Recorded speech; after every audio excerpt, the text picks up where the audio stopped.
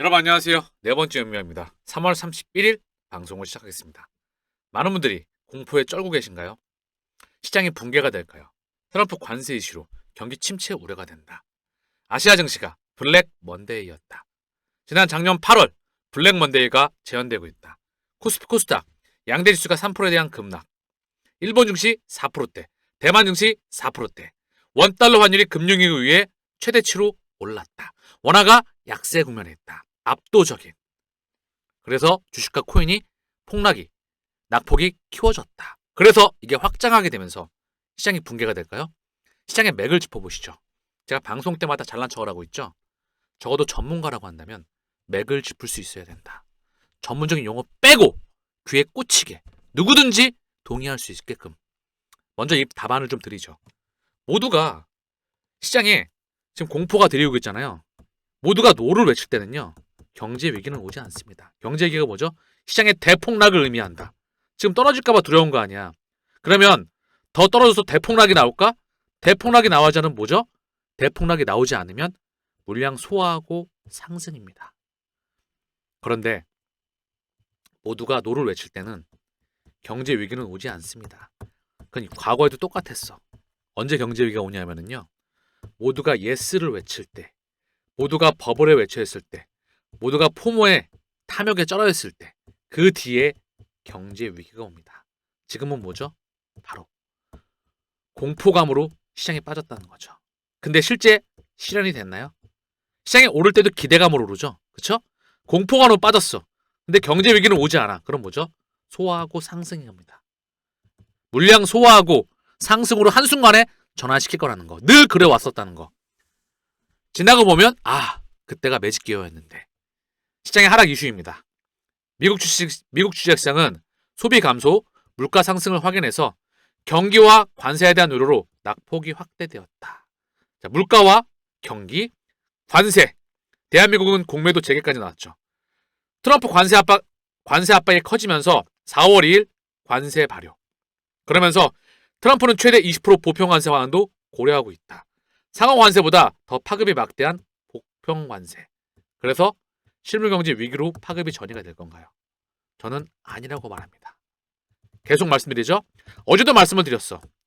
관세 이슈로 경기 침체 이미 들어간 지 오래고요. 경기 폭락이 오지 않습니다. 아직 그렇게 트럼프 월드 리버티에서 트럼프가 직접 월드 리버티 통해서 이더리움을 대규모로 매집하고 있다는 거.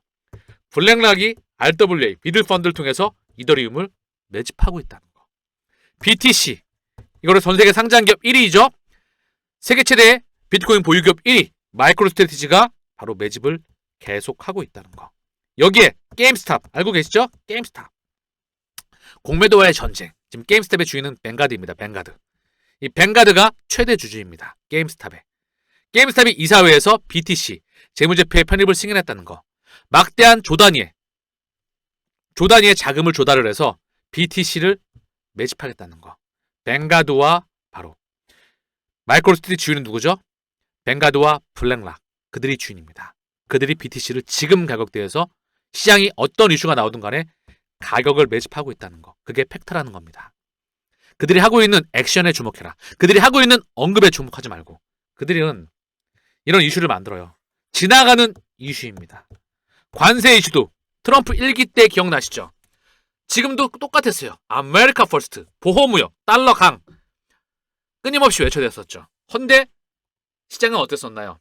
트럼프 1기 때 2017년도부터 2021년까지 시장은 강이었습니다. 나스닥 차트 나스닥은 그 이슈에도 시장은 계속 강세 국면을 이어나갔다. 자, 그리고 달러입니다. 트럼프 아무리 달러 강을 외쳤어도 2017년도부터 2021년까지 달러는 약이었어요. 이 기반 아래서 증시와 코인이 랠리를 펴줬다. 달러는 두 가지 상반된 가격을 보입니다. 2022년 우크라이나 전쟁 때 달러가 강을 보여요. 근데 이때는 미국 경제 펀더멘탈이 좋지 못합니다. 증시와 코인이 폭락을 보였죠. 그렇죠? 이때는 달러가 강이었어요. 헌데 미국 경제 펀더멘탈이 좋았기 때문에 증시와 코인이 랠리를 펼칩니다. 자, 지금 어떻게 되죠? 달러가 약으로 돼야 돼. 약으로 돼야 증시와 코인이 랠리를 펼치는 거예요. 결국 트럼프는, 페드는 중요한 건 페드예요. 달러가 약으로 만들 거라는 거. 지금은 흔드는 과정에 있다는 겁니다. 그럼 뭐죠? 지나가는 과정이라는 겁니다. 이 이슈, 제가 언급드렸던 이 이슈 쓰레기통에 갖다 버리셔도 돼요. 그들은 시장을 지금 컨트롤하면서 미디어를 통해서 공포를 확산시켜 나가면서 정말 무서워 빨리 팔아 이런 이슈를 만들어 나가면서 가격을 떨구면서 개수를 모으고 있을 겁니다. 물량을 매집하고 있을 거라는 거.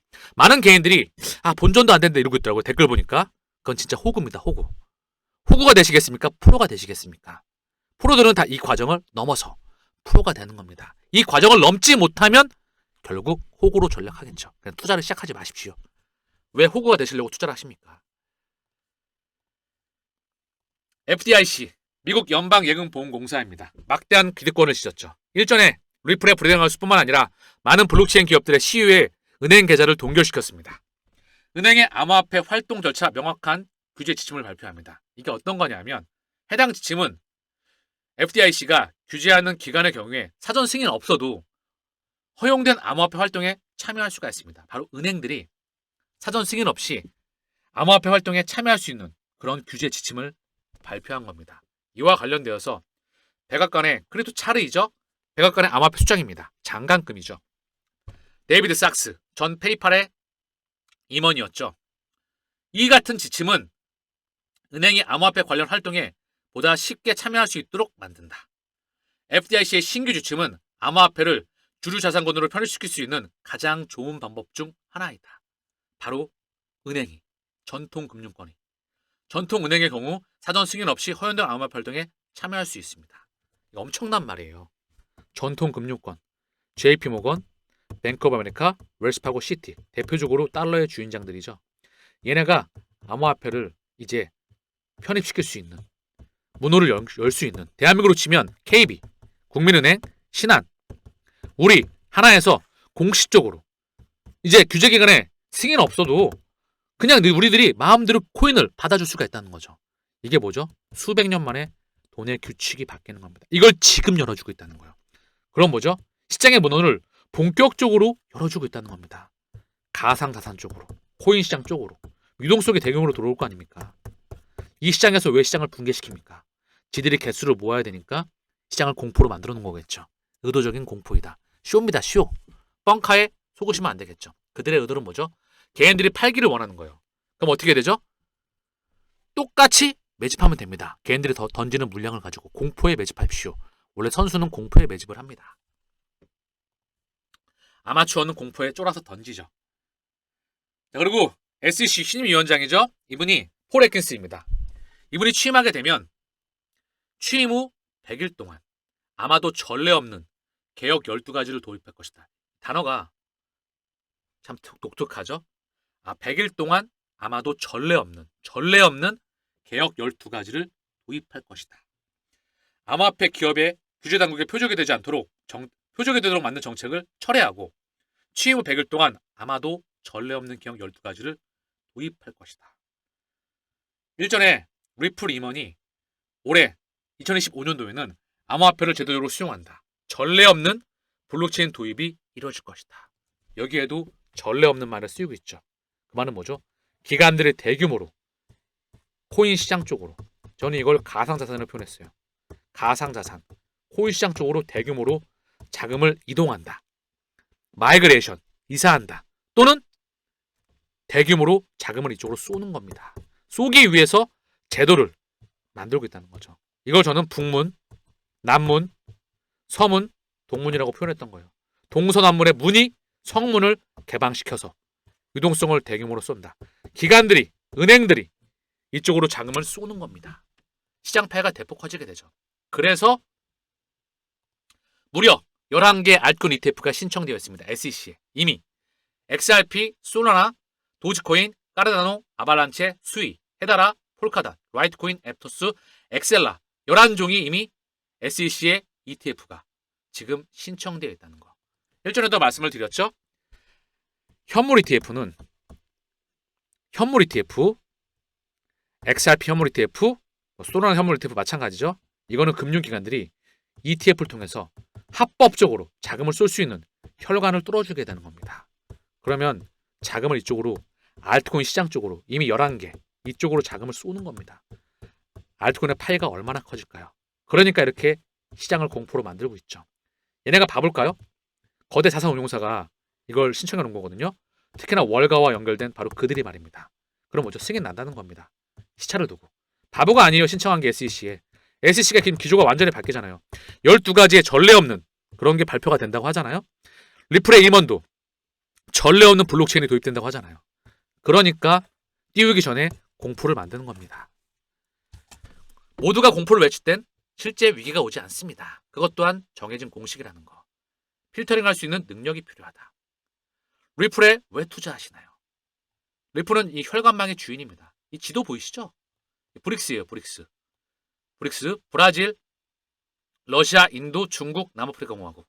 이게 15개국, 11개국, 44개국까지 가입 의사를 확장해 나가고 있죠. 그렇죠?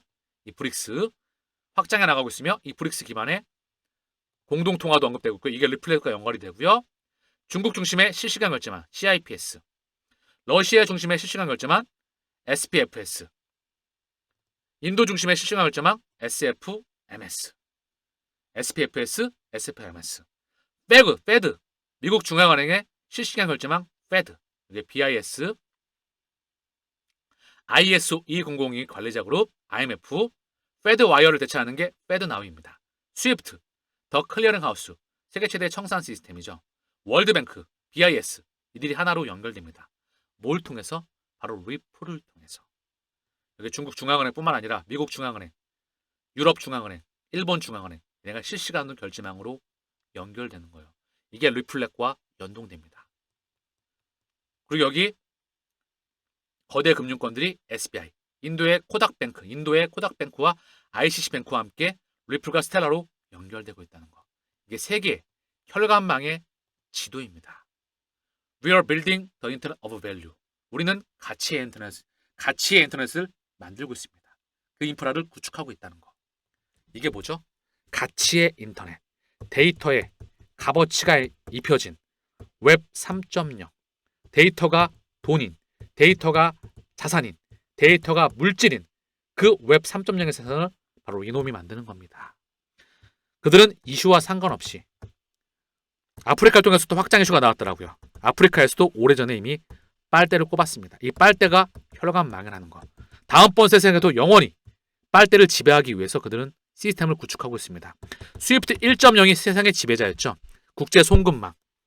전 세계 200개국가 1만 1천여 개 금융기관이 거기에 참여했는데 3,000개 금융기관이 거기 지분을 다 갖고 있습니다. 리플의 주인장과 똑같은 그 스위프트 2세대의 주인이 바로 요놈이라는 거. 그럼 뭐죠? 시장은 상승이 예정되어 있어요. 저는 상승을 확신합니다. 제 목소리에서 느껴지시죠? 내공에 의해서, 실력에 의해서 느껴지는 겁니다. 그냥 말하는 게 아니고 백데이터에 의해서 충분한 데이터와 함께 시장 전망과 통찰력을 통해서 여러분들에게 전달드리고 있다는 거. 내재 가치 또한 마찬가지입니다. 다시 한번 말씀드리지만 다른 분들과 비교해보세요. 전국 1등과 비교해도 되시고 리플 인플루언서 1위든 뭐 코인 방송 1위든 간에 뭐 주식 방송 1위든 비교해 보십시오. 레벨 자체가 다르니까. 고기 잡는 방법과 원리를 제대로 배워야 되겠죠. 유튜브에서는 조금 아쉬울 수가 있겠죠.